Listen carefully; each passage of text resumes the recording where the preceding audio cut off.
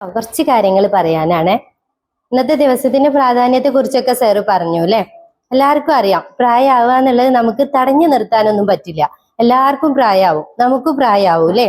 പക്ഷെ അത് നമുക്ക് രണ്ട് രീതിയിൽ പ്രായമാവാം. ഒന്ന് ആരോഗ്യത്തോടെ പ്രായമാവാം. ഇപ്പൊ കഴിഞ്ഞ ദിവസം ഒരാള് നമ്മുടെ ഒപിയിൽ വന്നിരുന്നു, 98 വയസ്സായിട്ടുണ്ട്, പക്ഷെ നടന്നിട്ട് ഒറ്റയ്ക്കാണ് വന്നത്. അങ്ങനെ നമുക്ക് പ്രായമാകാം അല്ലെ. പക്ഷെ ചിലർക്കുണ്ട് ഒരു 60 വയസ്സാവുമ്പോൾ 70 വയസ്സാവുമ്പോഴേക്കൊക്കെ സ്വന്തമായിട്ട് നടക്കാൻ പറ്റുന്നില്ല, ചിലപ്പോൾ നമ്മൾ ഇരുന്ന ചെയറിന്ന് എണീക്കാൻ പറ്റുന്നില്ല, സ്റ്റെപ്പ് കയറാൻ പറ്റുന്നില്ല, അങ്ങനെ നമുക്ക് പ്രായമാവാം. അപ്പോൾ എങ്ങനെ ആരോഗ്യത്തോടെ പ്രായമാവാന്നുള്ളതാണ് നമ്മൾ ഓരോരുത്തരും ചിന്തിക്കേണ്ടത്. ഇപ്പൊ നമ്മൾ ചില സിനിമാ നടന്മാരെ കാണാറുണ്ട് അല്ലെ, സിനിമ നടികളെ കാണാറുണ്ട്. ഇപ്പൊ മമ്മൂട്ടിയൊക്കെ എല്ലാവർക്കും അറിയാം, 70 വയസ്സൊക്കെ ആയിട്ടുണ്ട്, പക്ഷെ ആളെ കണ്ടാൽ തോന്നുമോ? അപ്പൊ നമുക്കും പ്രായമാവുന്നുണ്ട്, അവർക്കും പ്രായമാവുന്നുണ്ട്.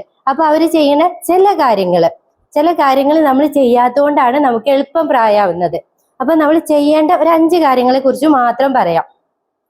ഒന്നാമത്തെ കാര്യം എന്നുള്ളത്, നമ്മൾ പ്രായമാവാന്ന് ഉദ്ദേശിക്കുമ്പോൾ ഒരു പ്രായമായ ആളെ കാണുമ്പോൾ എങ്ങനെയായിരിക്കും?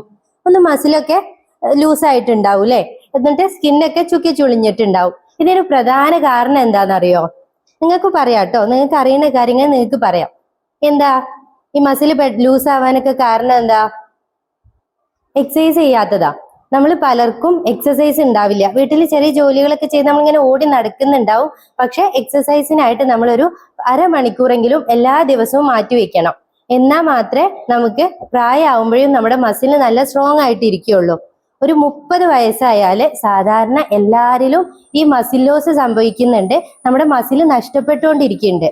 40 വയസ്സാവുമ്പോൾ അതിന്റെ ആ ഒരു മസിൽ നഷ്ടപ്പെടുന്നതിന്റെ വേഗത കൂടും. 60 വയസ്സാവുമ്പോഴേക്കും അതിന്റെ വേഗത കുത്തനെ കൂടും.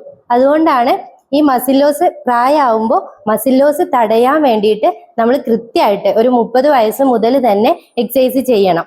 ഇപ്പൊ ചെയ്യാത്തവര് ഇന്നെങ്കിലും ചെയ്തു തുടങ്ങണം. അപ്പൊ ആദ്യത്തെ കാര്യം നമ്മൾ വ്യത്യാസപ്പെടുത്തേണ്ടത് എക്സസൈസ് ആണ്. രണ്ടാമത്തെ കാര്യം എന്നുള്ളത് പ്രോട്ടീന്റെ ഭക്ഷണങ്ങൾ ഉൾപ്പെടുത്തുക എന്നുള്ളതാ. നമ്മുടെ രാവിലത്തെ ഭക്ഷണം നമുക്കറിയാം അല്ലെ. സാധാരണ നമ്മൾ രാവിലെ എന്താ ഭക്ഷണം ഉണ്ടാക്കുക? പെട്ടെന്ന് പറഞ്ഞോളൂ. പുട്ട് ഉണ്ടാക്കും, ദോശ ഉണ്ടാക്കും, ഇഡ്ഡലി ഉണ്ടാക്കും, പത്തിരി ഉണ്ടാക്കും, അങ്ങനെ എല്ലാ അരിഭക്ഷണങ്ങളാ അല്ലെ. രാവിലെയൊക്കെ നമ്മൾ പ്രോട്ടീൻ കഴിക്കുന്നത് വളരെ കുറവാ. പ്രോട്ടീൻ ഏതൊക്കെയാ ഭക്ഷണം എന്നറിയോ? പ്രോട്ടീൻ ഉൾപ്പെട്ടിട്ടുള്ള ഭക്ഷണം ഏതൊക്കെയാ പറഞ്ഞോ? ഏതാ പ്രോട്ടീൻ ഉള്ള ഭക്ഷണം? ഏതൊക്കെയാ? മുട്ട ഒന്നാണ്, അതുപോലെ ചിക്കൻ വരും.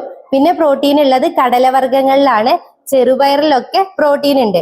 അപ്പൊ നമ്മളൊന്ന് ആലോചിച്ച് നോക്കുക, നമ്മൾ രാവിലെയും ഉച്ചയ്ക്കും രാത്രിയൊക്കെ കഴിക്കുമ്പോൾ പ്രോട്ടീൻ കഴിക്കുന്നുണ്ടോന്ന്.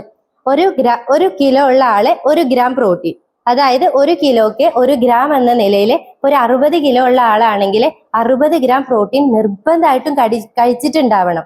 ഈ പ്രോട്ടീൻ നമ്മൾ എല്ലാ ദിവസവും കഴിച്ചിട്ടില്ലെങ്കിൽ എന്താ പറ്റുകയെന്നറിയോ? നമ്മുടെ മസിലിനൊക്കെ പ്രോട്ടീൻ വേണം നമുക്ക് എന്തെങ്കിലുമൊക്കെ ചെയ്യാന്. അപ്പൊ നമ്മൾ ഭക്ഷണത്തിലൂടെ കൊടുത്തിട്ടില്ലെങ്കിൽ ഈ പ്രോട്ടീനൊക്കെ നമ്മുടെ മസിലിന് എടുക്കാൻ തുടങ്ങും.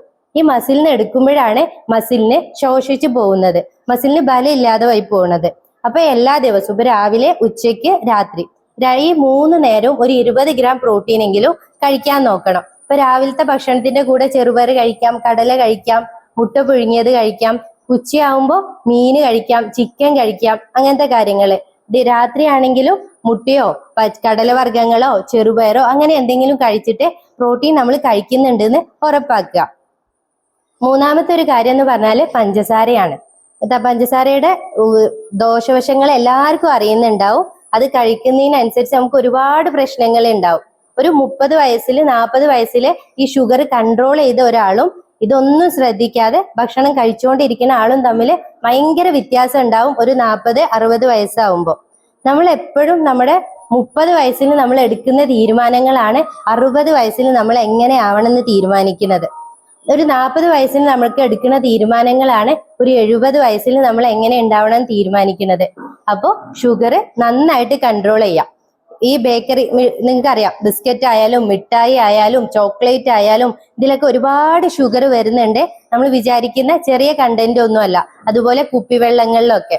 അപ്പോൾ 3 കാര്യങ്ങൾ നമ്മൾ പറഞ്ഞു. ഒന്ന് വ്യായാമം, രണ്ടാമത്തേത് ഭക്ഷണം, 3 മധുരത്തിന്റെ ഉപയോഗം വളരെയധികം കുറയ്ക്കുക. 4-മത്തേത് പ്രോസസ്ഡ് ഫുഡുകളാണ്. പണ്ടത്തെ പോലെയല്ല, സൂപ്പർ മാർക്കറ്റിലൊക്കെ പോയാൽ ഒരുപാട് പാക്കറ്റ് ഫുഡ് കിട്ടൂലേ. നമ്മുടെ ബിസ്ക്കറ്റ് ആയാലും ചിപ്സ് ആയാലും ബേക്കറി പലഹാരങ്ങളായാലും ഇതൊക്കെ നമുക്ക് നമ്മുടെ ആരോഗ്യം നന്നാക്കാൻ വേണ്ടി ഉണ്ടാക്കിയതാണോ? ആണോ? ഒരിക്കലും അല്ല.